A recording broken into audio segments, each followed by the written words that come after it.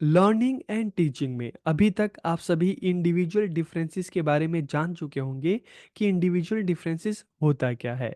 और आज के इस वीडियो में हम बात करेंगे कि किस तरह से एजुकेशनल प्रोग्राम्स के थ्रू स्कूल में जो टीचिंग लर्निंग एक्टिविटीज़ होती है तो उनके थ्रू इस इंडिविजुअल डिफरेंसेस को कम किया जा सकता है।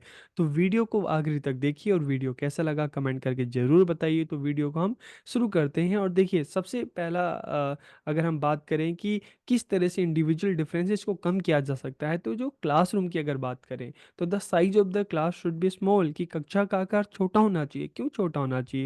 इसका जो सबसे बड़ा रीज़न है, क्योंकि देखिए अगर मान लो एक क्लास में 50 स्टूडेंट होंगे, 60 स्टूडेंट होंगे, 70 स्टूडेंट होंगे, अगर इतने सारे स्टूडेंट होंगे और टीचर के पास टाइम कितना होता है क्लास के लिए? 40 मिनट्स, 45 मिनट। तो इतने कम टाइम में अगर क्लास में इतने सारे बच्चे होंगे तो सारा टाइम तो बच्चों को संभालने में लग जाएगा।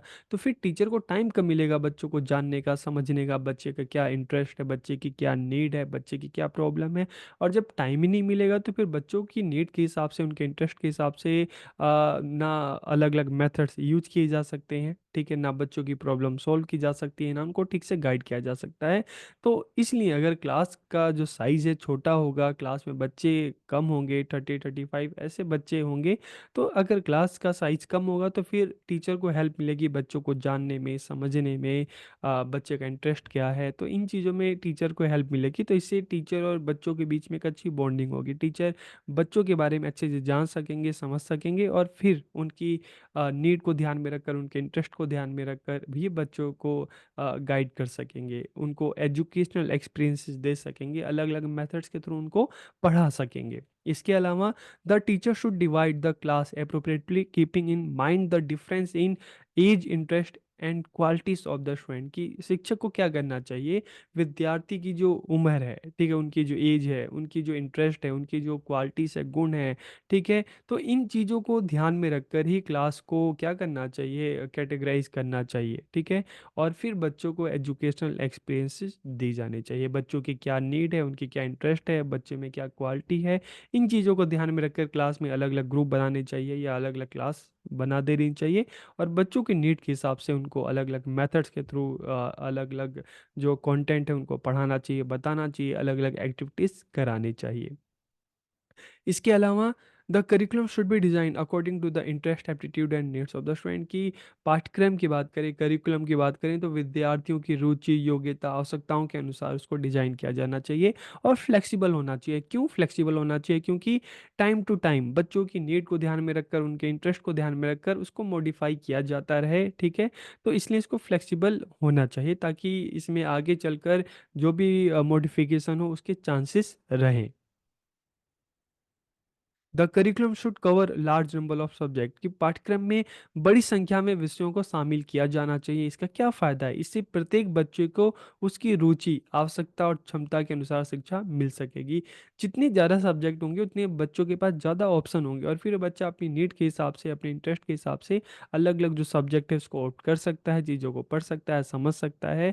तो इससे जो हम टीचिंग लर्निंग की बात करते हैं काफ़ी इफेक्टिव होगी। बच्चा भी काफ़ी इंटरेस्ट लेकर चीज़ों को सीखेगा।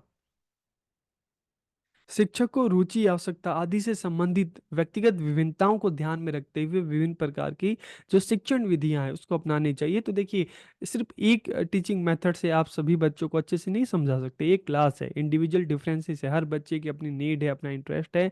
तो अगर आप एक मेथड से पढ़ाने बैठे ना तो फिर क्लास बोरिंग ही हो जाएगी। तो इसलिए अगर आप चाहते हैं कि क्लास में बच्चे, सभी बच्चे इंटरेस्ट लें, ठीक है, तो इसलिए ये ज़रूरी है कि आप अलग-अलग जो मेथड्स हैं, आप सभी मेथड्स का यूज़ करो, आप उन मेथड्स के थ्रू बच्चों को पढ़ाओ। तो इससे क्या होगा, आपको पढ़ाने में मज़ा आएगा, बच्चों को पढ़ने में भी मज़ा आएगा, सीखने में भी मज़ा आएगा और समझने में भी मज़ा आएगा। तो इस तरह से टीचिंग लर्निंग जो है इफ़ेक्टिव हो सकेगा।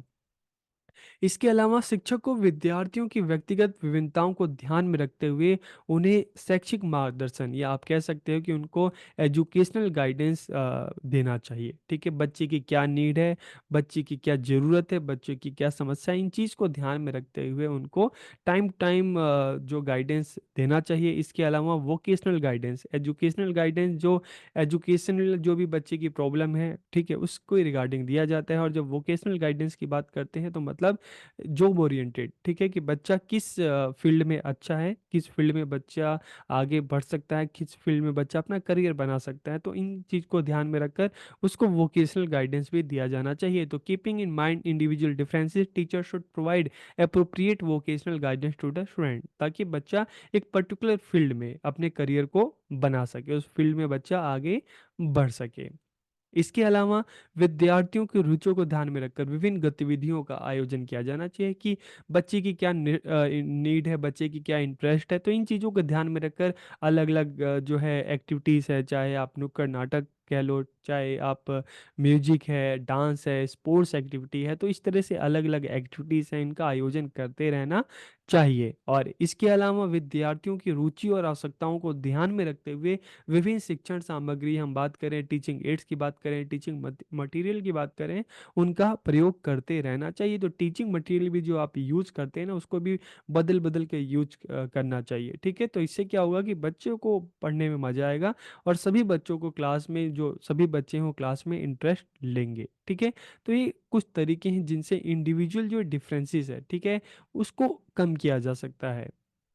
और किसी समस्या पर बच्चे कैसे प्रतिक्रिया देते हैं, चाहे आप कोई प्रॉब्लम है या कोई टास्क है, तो बच्चे किस तरह से रिस्पॉन्स करते हैं, इसके लिए क्या क्या कर सकते हैं। इसके लिए देखिए, प्ले मेथड है, प्रोजेक्ट मेथड है, मॉन्टेसरी मेथड है, स्टोरी टेलिंग मेथड है। तो ये अलग अलग जो मेथड्स हैं, ठीक है, इनको यूज किया जा सकता है। और इन मेथड्स के थ्रू आपको ये पता चलेगा कि पर्टिकुलर प्रॉब्लम दी जा रही है या बच्चों को पर्टिकुलर टास्क दिया जा रहा है, तो वहाँ पर बच्चे किस तरह से रिस्पॉन्स करते हैं, किस तरह से प्रतिक्रिया देते हैं, और जो भी असाइनमेंट या टास्क दिया जा रहा है इसको किस तरह से सॉल्व करते हैं। तो इससे बच्चों को अच्छे से जानने में, समझने में हेल्प मिलेगी, ठीक है। तो ये अलग अलग तरीके हैं, अलग अलग एजुकेशनल ये तरीके हैं जिनके थ्रू बच जो क्लास में जो इंडिविजुअल डिफरेंसेस हैं, ठीक है, उसको कम किया जा सकता है। अगर बच्चों को क्लास में, देखिए बच्चों का अपना अलग नीड है, अलग इंटरेस्ट है, और उस हिसाब से अगर बच्चों को पढ़ाया जाए, सिखाया जाए, समझाया जाए, तो बच्चों को समझने में, सीखने में भी आसानी होगी। तो इस तरह से इसको कम किया जा सकता है। तो ये वीडियो आपको कैसी लगी कमेंट करके ज़रूर बताइए। आप सबका बहुत बहुत धन्यवाद।